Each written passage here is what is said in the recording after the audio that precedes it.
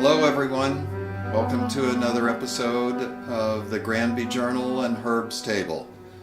I was talking to my wife Connie and she suggested comfort food, so I suggested macaroni and cheese. So let's have a go at mac and cheese. Pretty rich mac and cheese, but let's see how to do it in a pretty straightforward way. Okay, let's see what we need to do to cook up our macaroni and cheese. I've got a pot here with 1 stick of butter, 1/4 pound, and in that I've added about 1/4 cup of minced onion and a tablespoon of mustard. You don't have to put the mustard in, you don't have to put the onion in, but those are things that I like, so I've added them. So let's get some heat on this, and we'll melt the butter. And what we're going to do first is make a roux. So to the melted butter and onion and mustard here, I'm going to add about 6 tablespoons of flour, and I'm going to cook that until it's turned a light to medium brown, stirring it so I don't burn it. That's the key thing. So as soon as this butter melts, we're going to add the flour.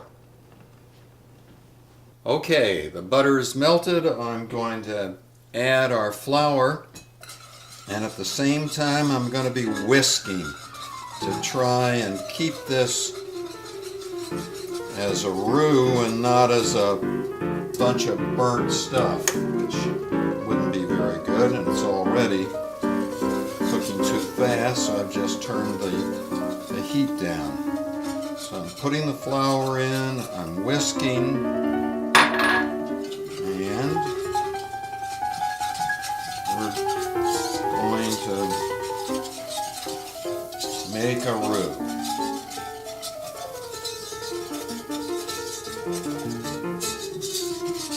Now for me to really know what's going on, I'm going to have to put my glasses on. Otherwise I'm not going to be able to see anything here. So, alright. Not brown enough yet.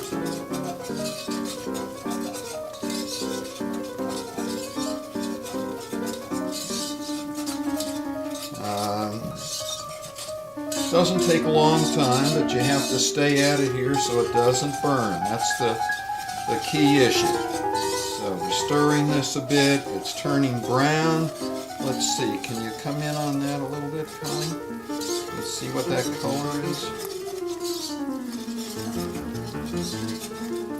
Maybe yes, maybe no. Okay. Just about there. You don't want raw flour because that really wouldn't taste good. So we're cooking it. And this is called a roux. And when we add the milk, we're going to be making a bechamel sauce. And that's kind of a cool thing for my wife and I because our daughter's name is Rebecca and we call her Becca. So a bechamel sauce for Becca. All right. That's about as much as I want to cook that. So let's see if I can start. Now I've taken 3½ cups of milk here and I've warmed it up a bit on the stove. And I'm going to add this slowly while I stir.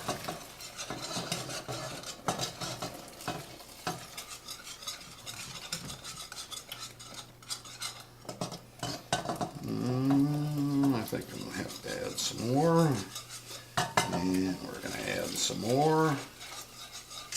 Okay.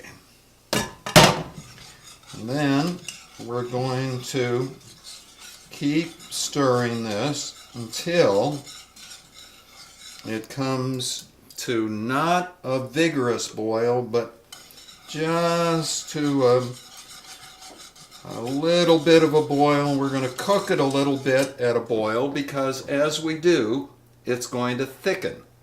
And that's what we want. We want our bechamel sauce to thicken. So I'm still whisking it. At the same time, you'll notice we've got some steaming going on over here. That's a pot to cook our pasta, which I'll cook here shortly.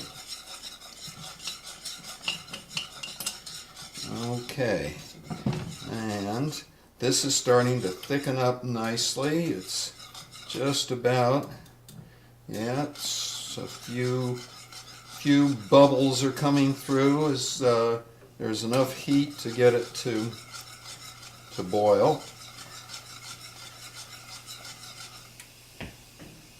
And as that happens, it's getting thicker.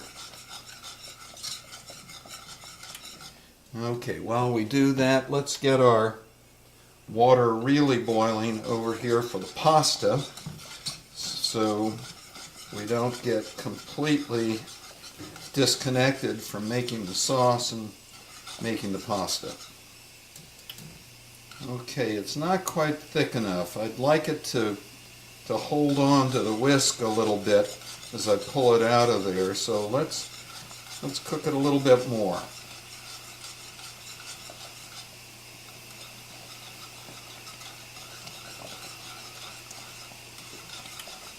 Doesn't make any difference which direction you whisk it, and if you go to the right, you can go to the left afterward.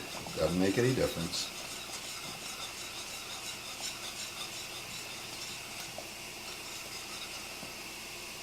Getting thicker, starting to hold on a little more to the whisk.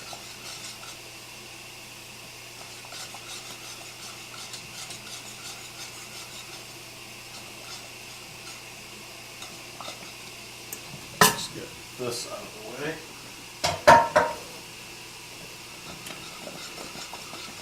Okay, this is starting to be about as thick as I want it to get, I think, and it's starting to hold on, you see. So I'm going to turn the heat down and I'm going to start putting the cheese in. I've got a pound of grated cheese here. I've got extra sharp cheddar and Monterey Jack. You could use anything you like. If you want to make it really interesting, you might want to put blue cheese in. You might want to use Parmesan. You could use any kind of cheese that suits your fancy, and of course the taste is going to be different depending on what kind of cheese you use. And the other thing that I did was I crisped up a bit of prosciutto to put in there as well, Italian ham. You could do the same thing with bacon, or you could not put it in at all.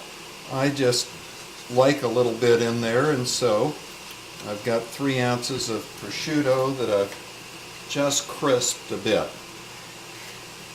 You probably hear the water starting to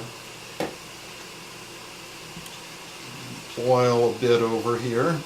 It's not boiling yet, but it's getting close. In the meantime, I'm trying to get all the cheese into here. Now you could say, well, I don't really want to make that much stuff. Well, that's fine. You could easily have this recipe or double it or do whatever you wanted in terms of the proportions. This is just going to make a really nice big casserole dish full of macaroni and cheese that we'll be able to eat for a few days, give plenty to our neighbors, freeze it if we want to. We'll be sick of it by the time we're done with it, but it's going to be good.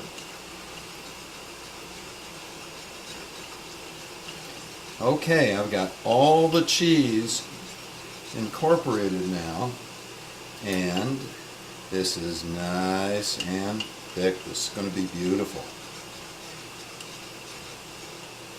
Okay, and I've got prosciutto here that I cut up, crisped a bit. I'm going to throw that in when I do the pasta with my cheese sauce right now. I'm going to put some black pepper in, a few twists of black pepper, and I'm going to put some salt as well. Cheese is pretty salty. Got to be careful you don't put too much salt in.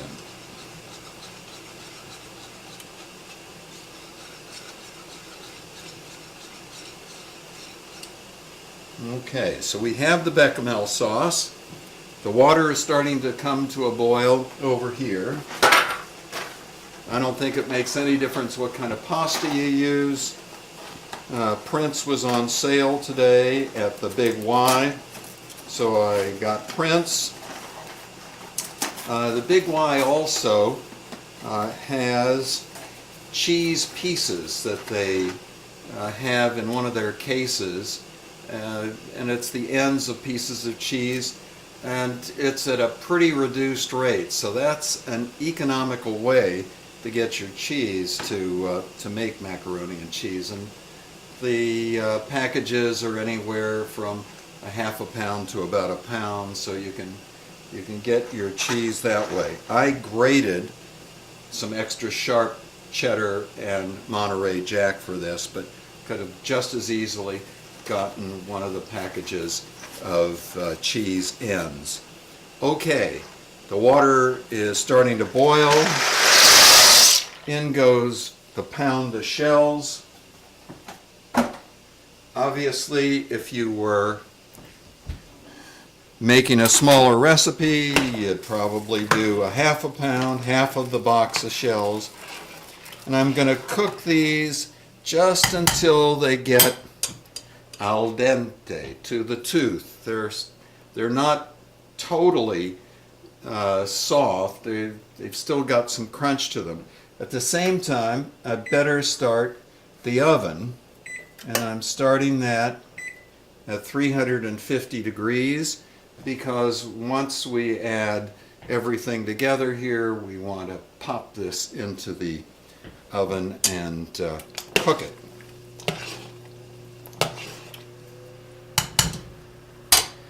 So it's going to take a few minutes for the pasta to cook, and I'll be right back to show you the next step. Okay, our pasta is cooked. I'm going to drain that. First thing I'm going to do, though, is I'm going to reserve some of the cooking water. This is something you always want to do when you cook pasta. In this instance, maybe things are too thick and you'll thin it with the pasta cooking water.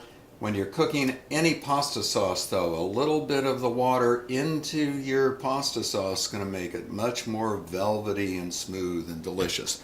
So let's drain the pasta. I've already reserved some of the water.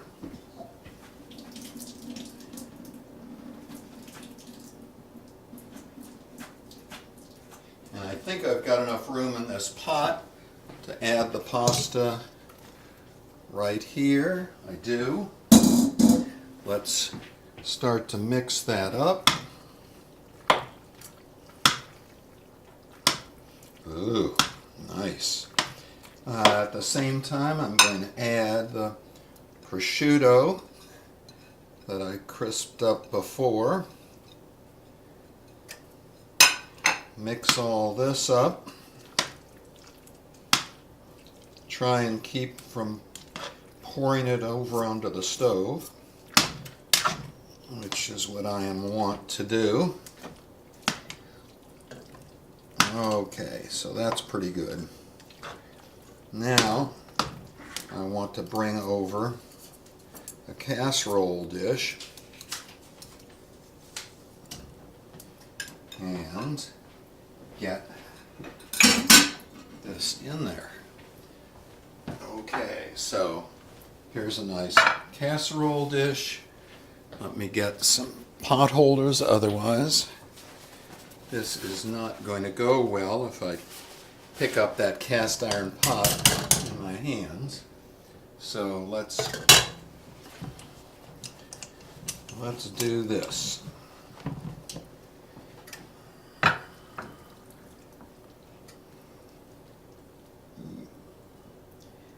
Pretty nice.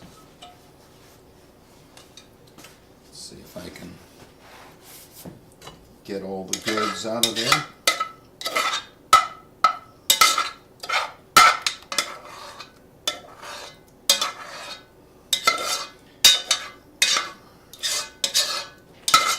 The main thing I'm trying to do right now is not drop this pot on myself and burn the dickens out of me. Okay, that's as much as I'm going to get out of there right now without hurting myself. Okay, so now we've got our casserole. I'm going to add some breadcrumbs to the top of it. I'm going to add a little bit of Asiago cheese as well because I really like the taste of Asiago cheese. So I've got some panko. I'm going to put the breadcrumbs on top.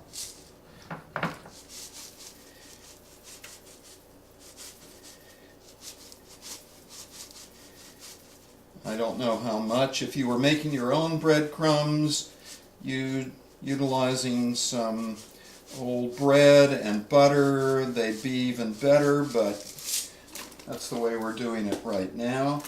I'm going to put some Asiago on top of this. Just sprinkle it on the top. Asiago is really a neat cheese. It's got a great flavor. If you haven't tried it, I really recommend it. Okay, so there's some of that. And then I'm going to sprinkle some smoky paprika on the top.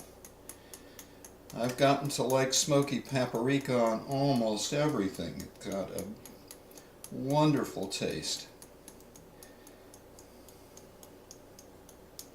Okay, and it's going to give it a nice color. So there we are. That's what our casserole looks like. I've got the oven heated up to 350. Let's pop it in there.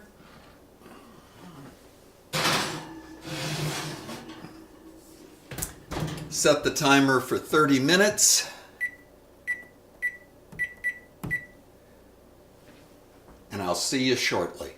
Okay, we're 30 minutes into 350 degrees in the oven, so let's see what we've got.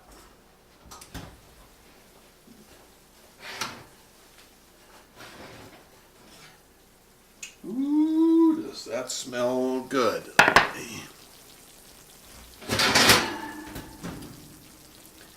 Okay, here we are. A big casserole dish of macaroni and cheese. It smells fantastic. It looks fantastic. So if you're in the neighborhood, stop on by. We're going to have mac and cheese tonight. So this is Herb Abelson wishing you well from the Granby Journal and Herb's Table. See you next time. Bye-bye.